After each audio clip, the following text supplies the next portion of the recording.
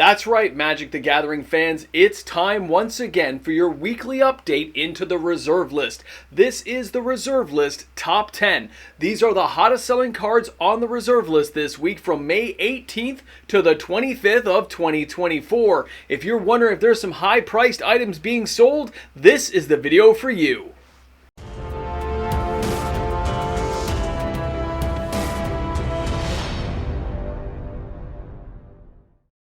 Welcome back, everyone. MTG Moxman here. Thanks again for hanging out with me on the channel this week as we go through the hottest selling cards on the reserve list from number 10 to number 1. And of course, a reminder, if you enjoyed today's content, don't forget to like and subscribe. And you, of course, can use my TCG player affiliate link found in the description of this video. But enough of this bantering for myself. Let's take a look at the number 10 card this week.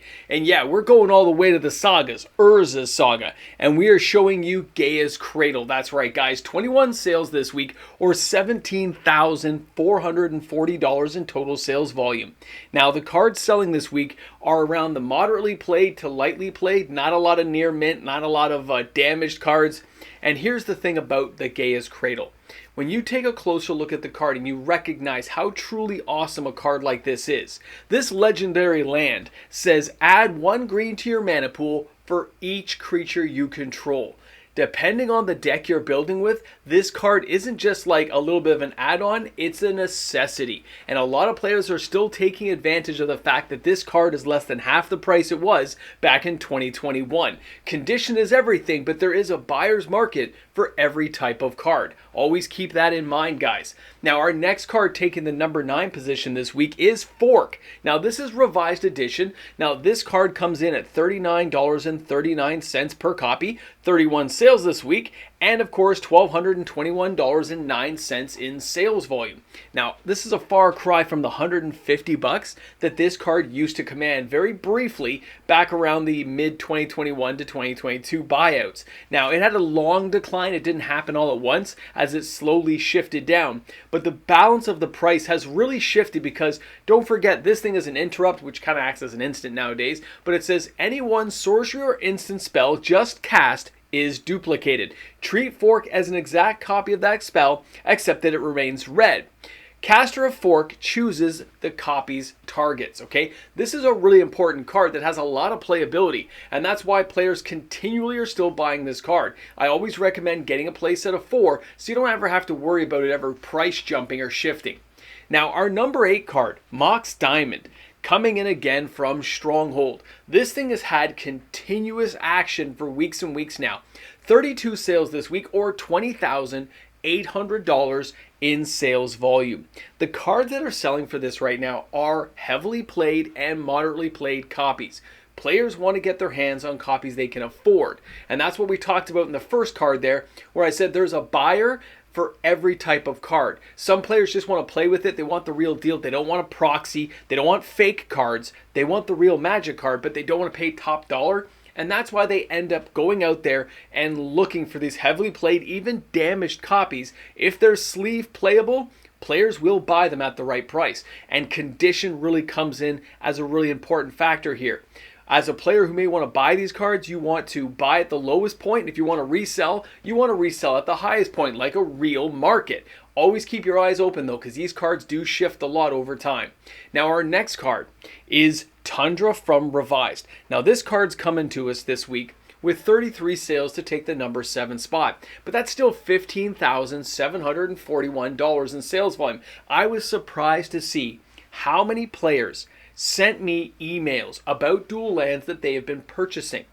These are first-time viewers to the channel and long-time viewers of the channel, buying a lot of Tundra, a lot of Volcanic, Underground Sea, and Savannah. But in the case of Tundra, there was a lot of copies sold, a lot of delayed buying, and the cards we see selling right now are a lot of actual near-mint copies. This is a little unusual for a card like Tundra, which is probably going to be used in people's decks. So when I look at this card and see near mint copies selling, not graded copies, but near mint, it means players are likely to take care of these cards, keep them double sleeved, and keep them protected, but still want to have something they can show off and enjoy and never have to sell again. Remember, after you own these cards, you're never going to sell them. That's the best part about dual lands. You keep them for your lifetime.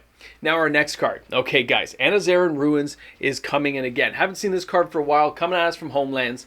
When we take a look at this card, 37 sales this week. It's 74 bucks. Let me reiterate here. 37 sales.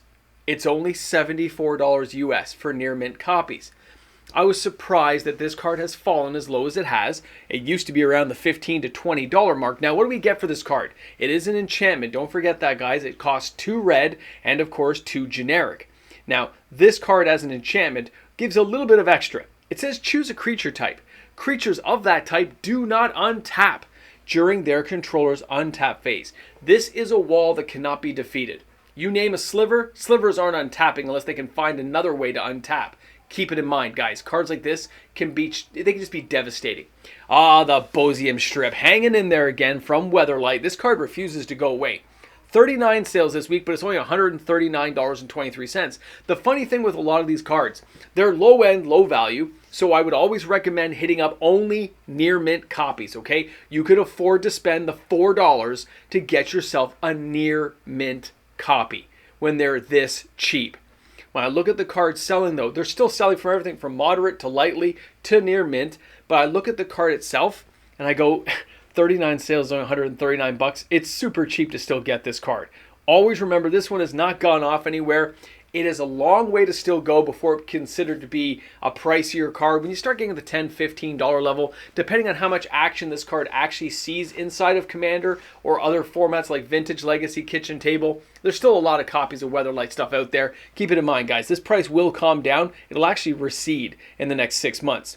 Now our next card, Fallen Empires. That's right, back on the list this week with a great card, okay? The Rainbow Vale has always been a favorite of mine. I love the card because you just got to find ways to make it work. A land that gives you any color mana with basically a very slight drawback depending on how you're using it could just be amazing. 46 sales this week, but that's only 286 bucks. That's less than the price of a dual land, okay? $6.22 is the average for this card. So what does it do? Well, number one, the art's amazing, but if you tap it, it adds 1 mana of any color to your mana pool, but control of the Rainbow Vale passes to your opponent at the end of the turn. So what we used to do was sacrifice this thing to Zern Orb and find different ways of bringing it back, okay? But you as a player, you might just be able to use Renin 6 or something, sack it, bring it back, Crucible of Worlds. There's lots of ways of getting this card back into place. You can utilize it every single turn. So great card, super cheap. I do recommend getting one. Why not? Get 4, get 6. It's great. All right, Ertai coming in. And this thing is still on the top 10. It was the number 1 last week. This week it falls to number 3 with 51 sales this week, which is $509.40. The interesting thing about this card is it spiked up really quick with a lot of sales last week. I didn't even know this was going to be on the list. Somebody emailed me. A lot of residual sales seem to have crept in, and a lot of people decided to pick up the card, I guess, because they didn't expect it to be on the list at all this week. Usually when there's a buyout of a couple hundred copies, you know, it just disappears the following week, but this one stuck around. I mean, it's less than 10 bucks still.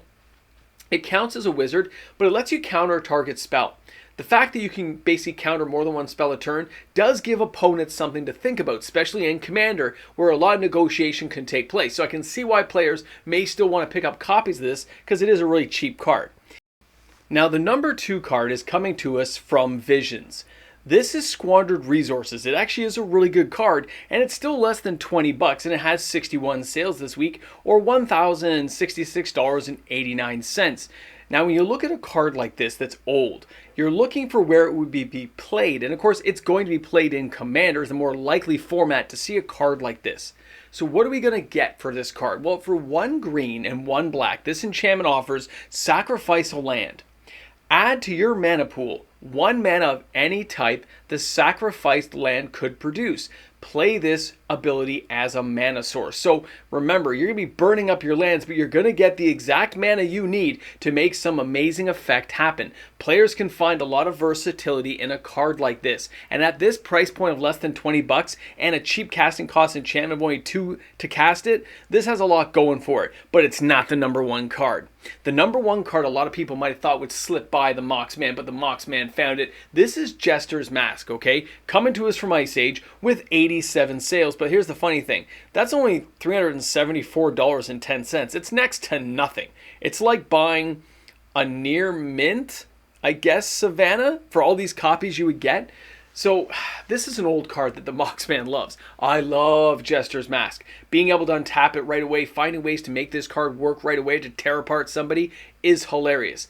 A 5 casting cost artifact that comes into play tapped, but it does say 1 and sacrifice the Jester's Mask to look through target opponent's hand and library. Give that player a new hand of as many cards as he or she had before, and then reshuffle the remaining cards afterwards. This card can be truly devastating when you're not expecting it. And in Commander, I can only imagine how brutal a card like this is going to be. Do you guys remember that old commercial? Can you see the difference? I can't see the difference, but you can.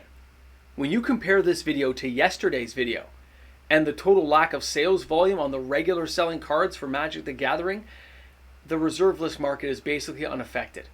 These cards are continuing to sell whether people think they have a lot of money or not. Somebody's buying the cards, and condition does matter. If you got a minute here, just take a few minutes at the end of this video, watch this stuff, okay?